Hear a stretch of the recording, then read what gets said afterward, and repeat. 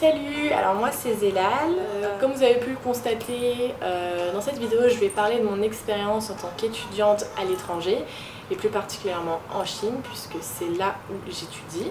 Donc ça va plutôt se présenter sous forme de récapitulatif puisque je suis ici depuis le mois de septembre 2015 et je rentre en France dans 2 mois. Certes je m'y prends un petit peu tard mais j'ai longtemps hésité avant de me lancer. Puis je me suis dit pourquoi pas, ça pouvait être intéressant. Avant de venir ici j'avais cherché un peu ce genre de vidéo que je n'avais pas trouvé.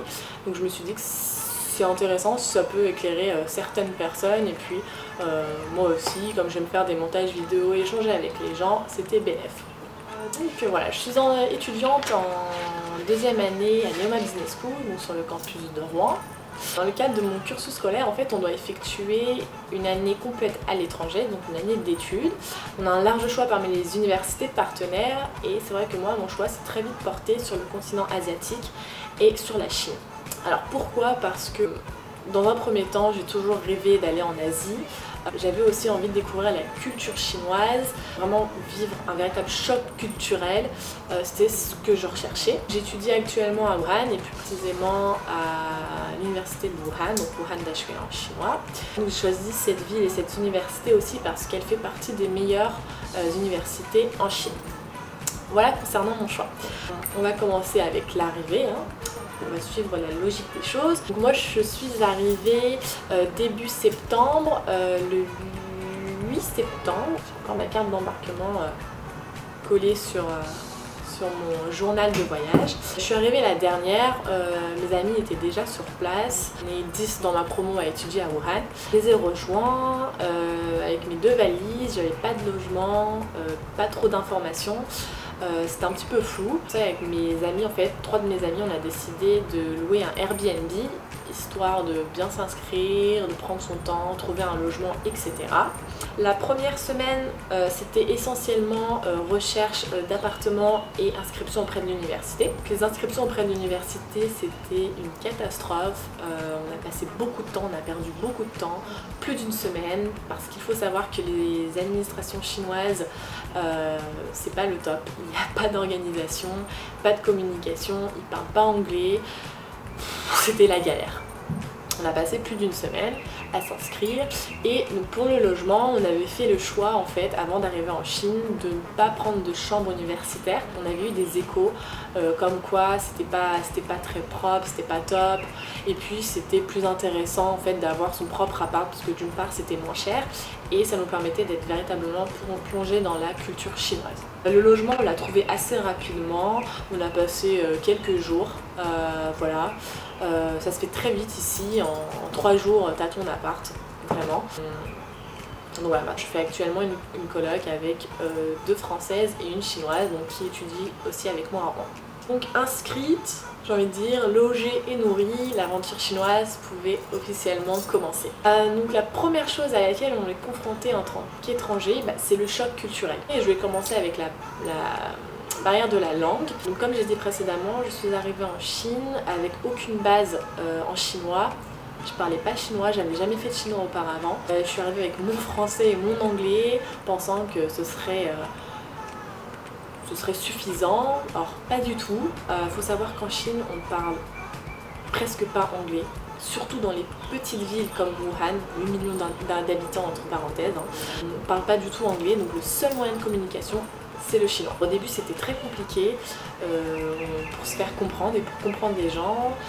Moi j'essayais de me débrouiller avec mon français, enfin je faisais un mélange de français, anglais, langage des signes, c'était vraiment très compliqué. Ça je conseille à toute personne, que ce soit la Chine ou d'autres pays, de vraiment apprendre un petit peu les bases, ça aide toujours. Où se trouve ce magasin, bonjour, au revoir, excusez-moi. Autre point, les habitants. Donc les Chinois en général, voilà, ils sont vraiment très sympas, très accueillants, très chaleureux envers les étrangers. C'est vrai que Wuhan est réputée comme étant la ville la plus mal polie de Chine. On l'a pas vraiment ressenti. Avec nous, ils sont vraiment très sympas. Après, c'est vrai qu'il y a quelques exceptions, mais bon, ça c'est partout pareil, j'imagine. Ils sont très drôles. En fait, les Chinois, ils n'ont pas l'habitude de voir beaucoup d'étrangers, c'est rare, surtout dans les villes telles que Wuhan. Donc le premier réflexe qu'ils vont avoir en fait, c'est voilà, les chuchotements, les regards, les sourires, ils vont nous prendre en photo, ils pensent être discrets, alors, pas du tout, nous on les remarque à 2 km. Et il y en a certains qui vont vouloir se prendre en photo avec nous. Donc au début c'était un peu bizarre, mais c'est vrai que maintenant ça nous fait rire, on se prête au jeu, voilà, c'est drôle. Et puis c'est vrai qu'on en joue un petit peu, on se prend un petit peu pour des stars. Donc voilà, non c'est drôle et puis c'est demandé poliment, donc vraiment il n'y a pas de souci. Donc, troisième point, j'ai envie de dire le plus important parce que c'est un petit peu le centre de ma vie, c'est la nourriture. Donc la nourriture chinoise, pas de surprise, très très bonne. J'ai pas eu de problème en fait en arrivant ici avec la nourriture. J'ai des amis qui m'ont dit fais attention, tu verras, les premières semaines ton estomac va vraiment pas digérer, enfin je vais passer des heures aux toilettes, etc. J'ai pas connu ça personnellement, moi nickel, je suis pas compliquée avec la nourriture. En Chine ce qui est super c'est qu'on trouve de la nourriture absolument partout. Et à n'importe quelle heure, il y a des petits vendeurs de nouilles sautées, de riz sauté, c'est juste trop bien. Le seul petit bémol, j'ai envie de dire, ça concerne plus les produits alimentaires.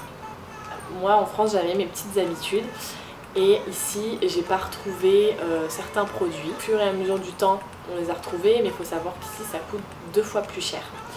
Donc c'était un petit peu compliqué au début.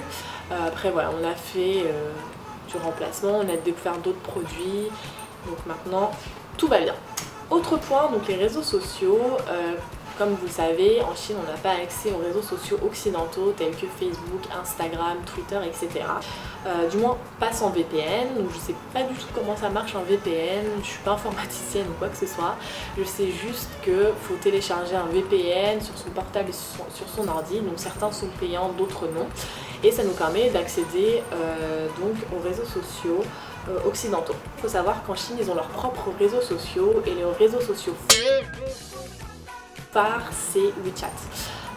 Donc concrètement tous les Chinois possèdent un compte WeChat et tout se fait sur WeChat, que ce soit discussion avec les amis ou même avec les profs. On achète sur WeChat, on échange sur WeChat, on vend sur WeChat, on fait tout sur WeChat. C'est un mélange de WhatsApp, Facebook et Instagram, donc voilà, ça regroupe vraiment tout et tous les Chinois possèdent un compte WeChat.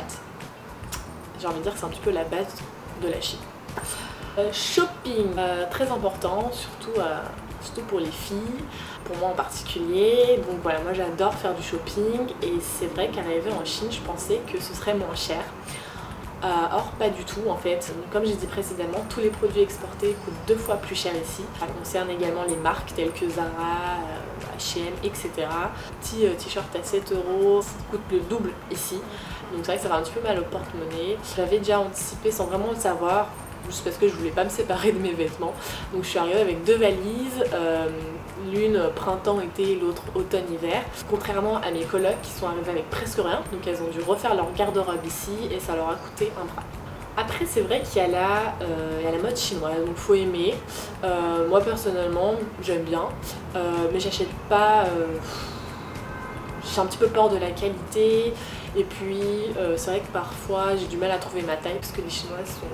Je veux pas généraliser, mais faut le dire, elles sont comme ça, donc c'est un petit peu compliqué. Et puis dernier point qui s'avère être quand même le plus important, ça concerne les cours, parce que je suis une étudiante quand même. Le premier semestre, comme je l'ai dit, j'ai suivi...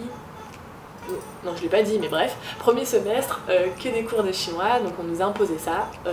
Septembre, janvier, que des cours de chinois, comprehensive, listening et speaking en chinois. Ça nous a été très très utile, ça nous a permis d'échanger avec les Chinois. Et puis c'est vrai qu'on a très vite acquis, je vais pas dire un bon niveau, mais un niveau qui nous a permis d'échanger et de comprendre les Chinois. Avec les Chinois, pardon.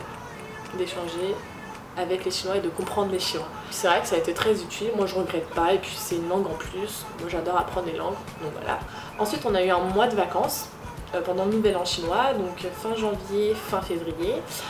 Nous évidemment on en a profité pour voyager à travers l'Asie, c'est aussi pour ça que j'avais choisi le continent asiatique, parce que c'est moins cher de voyager ici. On s'est organisé un petit road trip d'1 mois, on a fait une sélection parmi les pays asiatiques. Ça a été très compliqué parce qu'on voulait tout visiter, sauf que faute de moyens on ne pouvait pas. Donc on a sélectionné finalement la Thaïlande et la Malaisie. C'était une expérience formidable, vraiment un mois de vacances merveilleux, on a vu des choses merveilleuses. Moi je le conseille vraiment à tout le monde, essayez de mettre de l'argent de côté et de voyager. Moi j'ai goûté, je peux plus m'en passer. Les dépenses futiles, j'arrête, j'économise pour pouvoir voyager. Moi j'ai eu un véritable coup de cœur pour la Malaisie, c'est juste trop bien. Et puis semestre actuel, donc second semestre, on a des cours de business, finance, management, éco, etc. C'est un peu comme la première année en fait, donc on revoit un petit peu ce qu'on avait vu en première année. Bah, les profs sont très sympas encore une fois, ça change pas. Et puis bientôt le retour en France. On se prépare psychologiquement parce que ça va être un petit peu un choc. C'est vrai que ça va nous changer énormément. Ici, le coût de la vie, c'est rien du tout. On se fait des repas à moins de 3 €. À part les produits exportés, tout est pas cher. Le loyer est pas cher. Tout est pas cher. Donc ça va faire drôle de retourner en France. Après ça, mais bon voilà, on se prépare psychologiquement. Je pense avoir fait le tour. C'est vrai qu'il y a énormément de choses à dire, mais je peux pas tout dire en une vidéo. Je pourrais éventuellement faire une deuxième vidéo et peut-être éclairer certains points. Ceci dit, j'espère que cette vidéo vous aura plu. Si vous avez des questions, n'hésitez pas. Et puis je vous dis à bientôt. Salut!